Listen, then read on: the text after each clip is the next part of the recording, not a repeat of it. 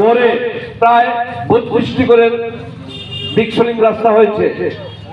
প্রতি বাড়িতে অনেকগুলি পঞ্চায়েত, শতভাগ প্রতি হরঘর জল হরঘর নল কমপ্লিট হয়েছে।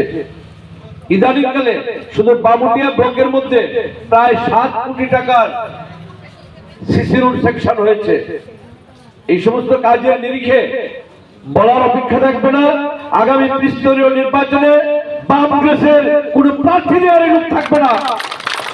মানুষ উন্নয়নমুখী, মানুষ বিজেপি মুখী, মানুষ মোদীমুখী, মানুষ ডক্টর মানিক সাহামুখী।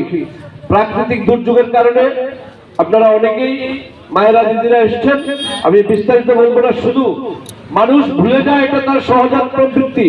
বাড়ি বাড়ি গিয়ে শুধু মনে করিয়ে দেবেন কি কি সুযোগ সুবিধা দিয়েছেন আর আগামী দিনে কি কি দেবেন। সবাই ভালো থাকবেন। বলে ভারত মাতা কে, ভারত মাতা কে।